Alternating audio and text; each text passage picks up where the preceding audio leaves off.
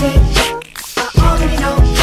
I found out my yeah. There's just no chance. And you can be. There'll never be. And don't it make you sad about it?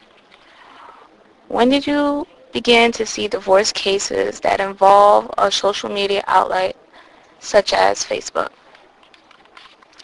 Approximately 7 or 8 years ago, I began to see the internet in my divorce cases. It evolved from emails. The first litany of cases involving the computer began when emailing became popular. Spouses would come into my office after discovering suggestive emails. At first, the cases were just computer communication between people that knew each other from work, etc. The relationship developed in person, and the parties just communicated through email. Thereafter, I began to see a lot of divorce cases of people meeting through the internet. I began to see married people using websites such as Facebook and even Match.com and other dating websites. I've had several clients discover their spouses were gay by finding emails and learning their spouse was viewing gay pornography on the internet.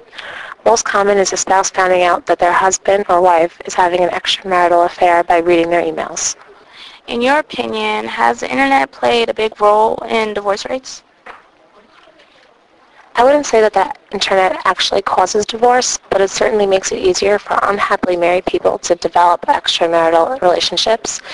I found that most people probably would have ended up getting divorced anyway, but the discovery of an internet relationship can certainly be the catalyst to start the divorce action.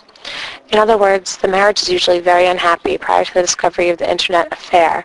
But once the discovery of an extramarital relationship is made, the divorce becomes the next logical step.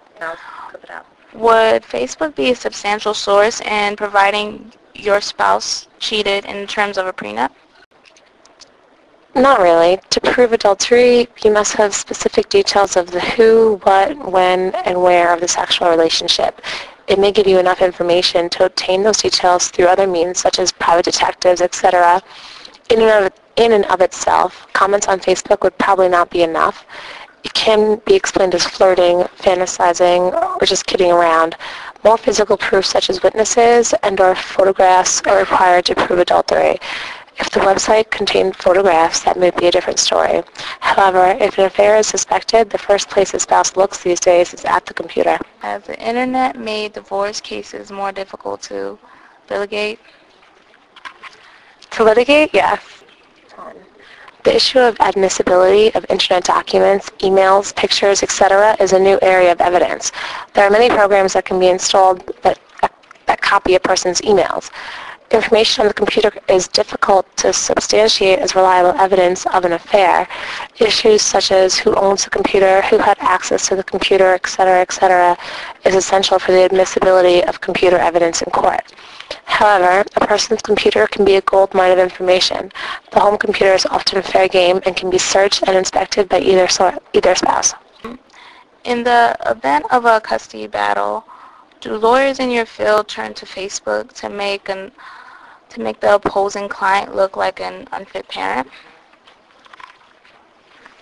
It definitely can be relevant. Pictures of excessive partying, suggestive photos, drug or alcohol use, or anything of questionable moral integrity can be used in court. If a parent should be home with their child and there's evidence on the computer that they're out partying with friends, it can and will be used in court. Do you feel that the definition of cheating has changed due to the internet? For example, is it really cheating if you are flirting or having cyber sex? The internet has created the opportunity for two people to have daily intimate dialogue without ever leaving their house. Emotional affairs can be very powerful and ruin a marriage as much as a physical affair. Many spouses are more betrayed by the emotional connection established by the computer contact than the physical act of sex itself. Do you find that there are more women or men that report to this behavior? I've had a few more women caught in internet relationships. Typically, they are home with the children, and the computer is their only outlet to meet men. Women I have seen were drawn into the emotional connection established by the daily contact. They are usually lonely at home and are looking for attention. The sexual component to the relationship develops from the emotional connection that was established. Is there a specific age group that pertains to the internet infidelity cases? No, once again, it is more to do with the state of their marriage than their age. Unhappily married men and women often use the internet to connect to someone because they are lonely and unhappy in their marriage. This can be at any age. Many of my clients are middle-aged and have been unhappy in their marriage for years.